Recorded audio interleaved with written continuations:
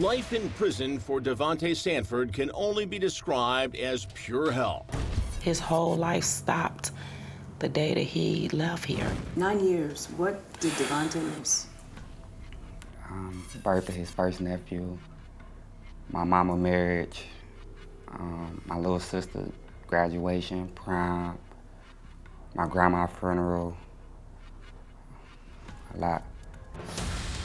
Imprisoned for nearly a decade for a quadruple murder, attorney David Moran says the teen didn't commit. Claiming Davonte was coerced into confessing. Anybody could see that this confession was false because it was just wrong on the key facts of the case. Vincent Smothers, a known hitman, also confessed to the murders. And Moran says, without a doubt, he's the killer. A killer who claims Detroit cops tried to cover up. Billy said, look, I admitted from day one, I did the 4 on Runyon Street, and they didn't want to believe it. And so the police and prosecutorial misconduct at that point of covering up Vincent Smothers' confession is egregious. Despite the hitman's confession, the case was never reopened. How does something like this happen? There is a culture. It's not present in all police departments. It's not present in all prosecutors' offices. I think it's a minority, thank God. But there's a culture of just refusing to admit mistakes. Now, this would have been extraordinarily embarrassing. There's no question about it. Maybe heads would have even rolled. Maybe people would have been fired for doing such a bad police investigation in the first place. So Davonte stayed locked up, facing 90 years for crimes he never committed. How hard was it for him inside? He went through. He went through. He went through. A lot. Extremely a lot. What? He went through. Tell me. When he basically was telling me to help him. He said that he had got hunted in his room. They took his food. They took his showers. Everything. Then this disturbing video surfaces. What was on the video? It was Davonte basically with a lot of guards on him, tying him down, holding him down, choking him. And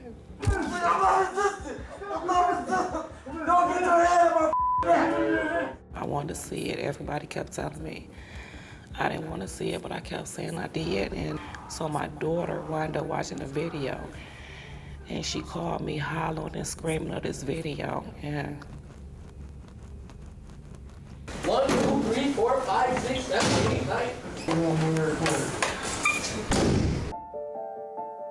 9. Michigan prison officials maintained Davonte was suicidal, and guards were holding him down for his own protection.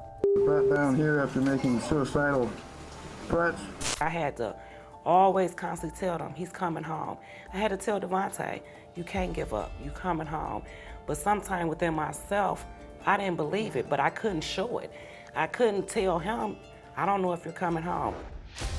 But Davonte was about to get help from Michigan's Innocence Clinic, and the most unlikely hero, that self-confessed hitman, Vincent Smothers. How does Vincent feel about Davonte and what he went through? He wasn't doing this because he felt bad for Davonte. He was doing it because he just wanted to take responsibility for what he had done.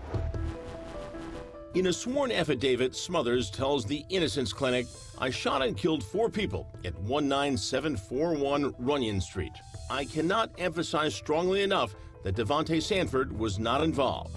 Davonte Sanford is being wrongly incarcerated for crimes that I know he did not commit. The affidavit is enough for Michigan State Police to launch their own investigation. They immediately notice something suspicious about a key piece of evidence. Remember this sketch? The one former Detroit Deputy Police Chief James Tolbert testified Davonte drew all by himself of the crime scene? Turns out Davonte didn't draw it after all. Who drew the house here? I think I did. I drew the house. Okay, you drew the house. That's right.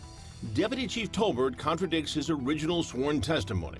This is the house where we're lying. Okay, so you drew the house and you said, hey, show me where the bodies were. You were in there. This was the house where the bodies. Okay, and so then he just draws the bodies there. Okay.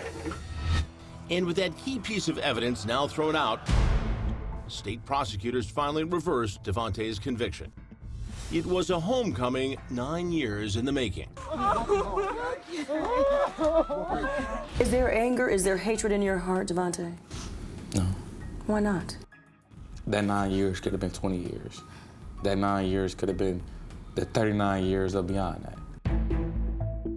The once innocent 14-year-old is now a changed 23-year-old man. It's been hard because like I do have those flashbacks where I think about like everything I done been through in prison. How bad was it? Very bad. I mean, like the mental and physical abuse that you receive by the guards on a daily basis is it's just something else. Like what? Tell me what people don't understand about what it's like. They thought like they was breaking me, but like they actually made me more stronger for this. Deputy Chief Tolbert, who falsely testified about that crime scene drawing, has never been charged with perjury. The Detroit Police Department has refused to comment on the case, but the Wayne County Prosecutor's Office did make a statement. It reads in part, "This case began in 2007 and has been litigated almost continually since. New information from MSP led to the conclusion that the interests of justice required that Davonte Sanford's convictions be set aside." The truth was resisted, and so Davonte Sanford ended up spending, instead of 16 days in prison, he ended up spending 9 years. To the people who played a part in taking him away from you and his family and those who love him, and who, most importantly, robbed him of things and time he can never get back, what would you say? I forgive them, but I think at the end of the day, he deserves an apology. Davonte may get more than an apology. He's filed a civil suit against the Detroit police who tried to bury Vincent Smothers' confession. To Vincent Smothers, you'd say what? Have you ever talked to him? Thank you. It's because of him I got a second shot at life. I'm living. Davonte has also started his own nonprofit organization called Innocent Dreams. He speaks out to other teens, hopefully inspiring them to stay on the straight and narrow. Your dreams for Davonte, for your future. Be normal. Be normal. I know I can't get that 9 years back. It's gone. I don't want to be remembered as the 14-year-old that went to prison for a crime he didn't commit. I don't want that to be my story, my legacy. I want to be known for innocent dreams. I have one last question for you. Do you wish you never walked outside that day? Yeah.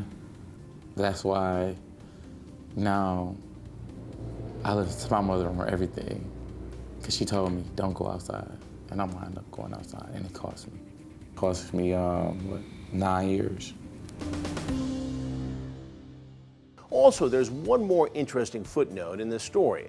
Since his confession, things have changed in Michigan. A new law now requires police to record any interrogations relating to a felony case, especially a homicide.